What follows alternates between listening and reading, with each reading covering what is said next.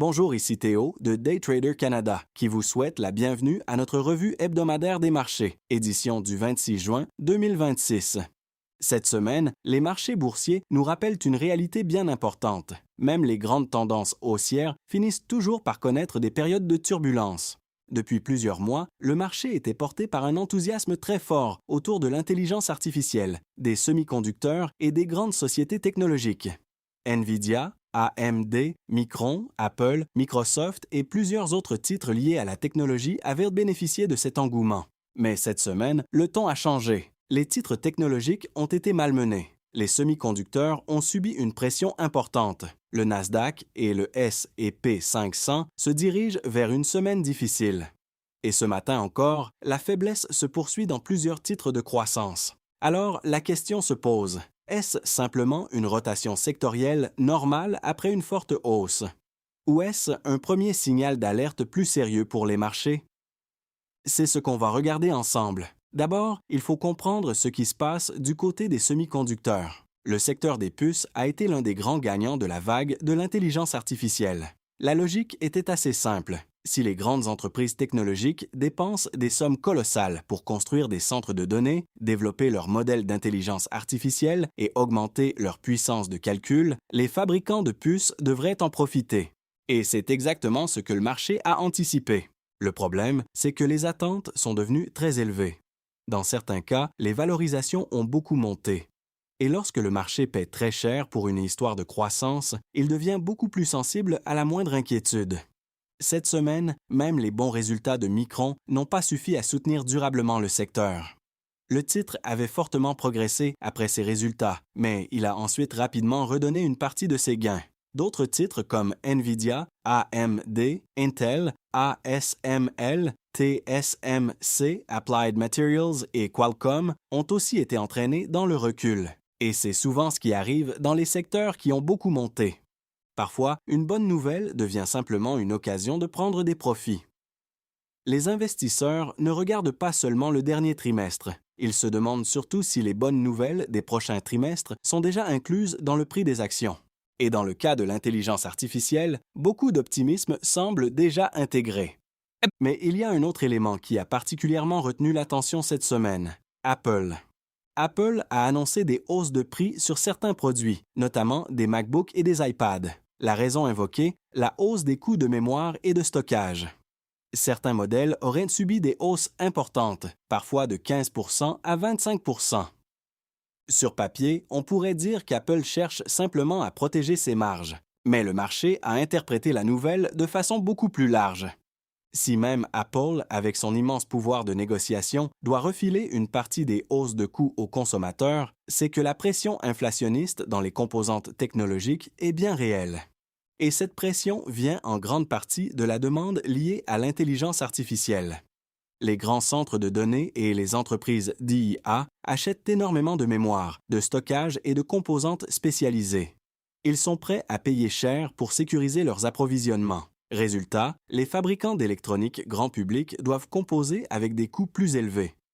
Et ce phénomène rappelle un peu ce que nous avions vécu pendant la pandémie, lorsque les problèmes d'approvisionnement en semi-conducteurs avaient créé des retards, des pénuries et des hausses de prix. La différence, cette fois-ci, c'est que le choc ne vient pas d'une fermeture des usines ou d'un problème logistique mondial. Il vient plutôt d'une demande extrêmement forte pour l'intelligence artificielle. Et c'est là que le marché commence à devenir plus prudent. Les investisseurs ne remettent pas nécessairement en question l'utilité de l'intelligence artificielle. Il est évident que l'IA est une tendance majeure. Mais ils commencent à se demander si les valorisations tiennent vraiment compte des risques. Parce que ces risques existent. Il y a les coûts plus élevés. Il y a les dépenses en capital énormes. Il y a les besoins de financement. Il y a aussi la question du délai avant que les investissements en intelligence artificielle génèrent des profits suffisants pour justifier les valorisations actuelles. Et c'est dans ce contexte que Jeremy Grantham est revenu avec un avertissement assez sévère. Grantham est connu pour ses mises en garde sur les grandes bulles financières. Cette semaine, il a de nouveau sonné l'alarme en affirmant que le marché américain pourrait être dans l'une des plus grandes bulles de son histoire, alimentée notamment par les titres liés à l'intelligence artificielle. Il évoque même la possibilité que certains grands gagnants de l'IA puissent perdre une très grande partie de leur valeur si la bulle éclate. Évidemment, il faut mettre les choses en perspective. Grantham a eu raison à certains moments importants de l'histoire. Il avait notamment identifié des excès avant la bulle japonaise, la bulle technologique de 2000 et la crise financière de 2007. Mais il faut aussi reconnaître qu'il a été très pessimiste à plusieurs reprises au cours des dernières années, alors que les marchés ont continué de monter. Donc, il ne faut pas ignorer son avertissement. Mais il ne faut pas non plus vendre tout son portefeuille simplement parce qu'un investisseur reconnu parle de krach. À mon avis, la bonne lecture est un peu plus nuancée. Ce que Grantham nous rappelle, c'est que les grandes histoires de marché finissent souvent par créer des excès. L'intelligence artificielle est probablement une révolution réelle. Mais une révolution réelle peut quand même être accompagnée d'une bulle boursière. Internet était aussi une révolution réelle à la fin des années 1990. Cela n'a pas empêché plusieurs titres technologiques de s'effondrer par la suite. La question n'est donc pas de savoir si l'intelligence artificielle est utile.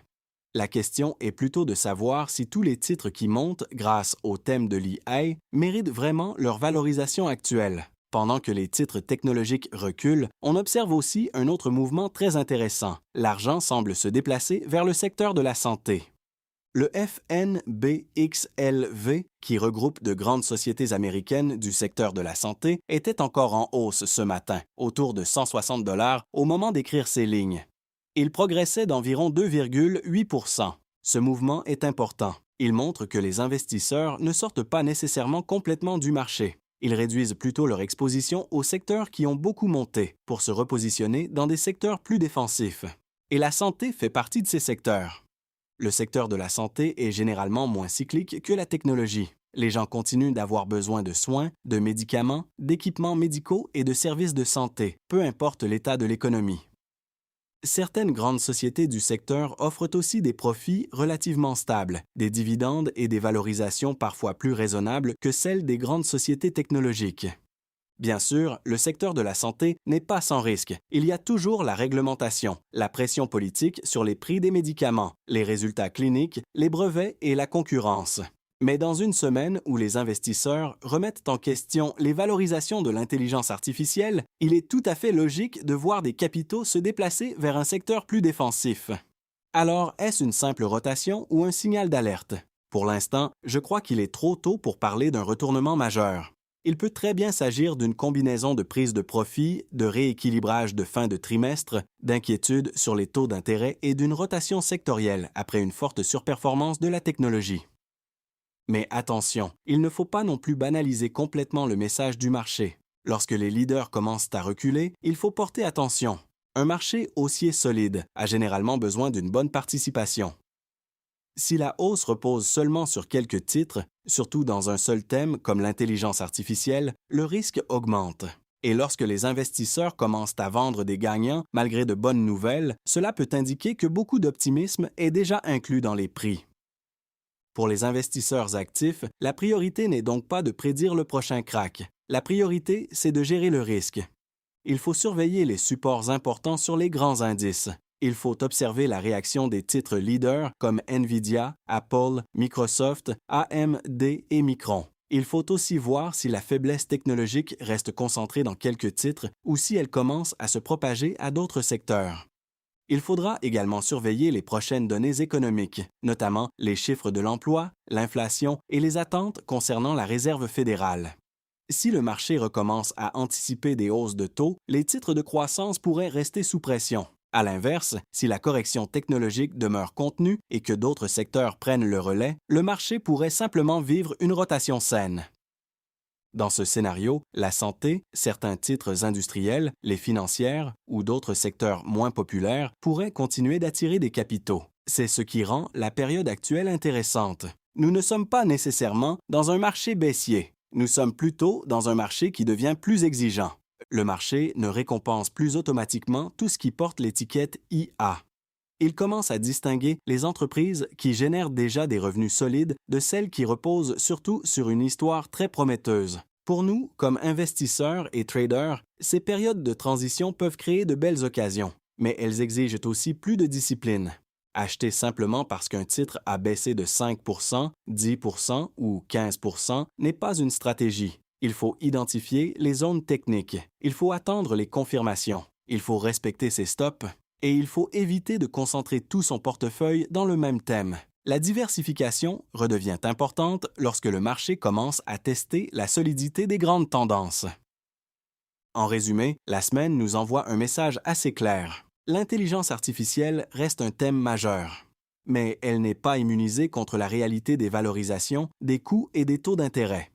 Apple vient de montrer que la hausse des prix des composantes peut toucher même les plus grandes entreprises.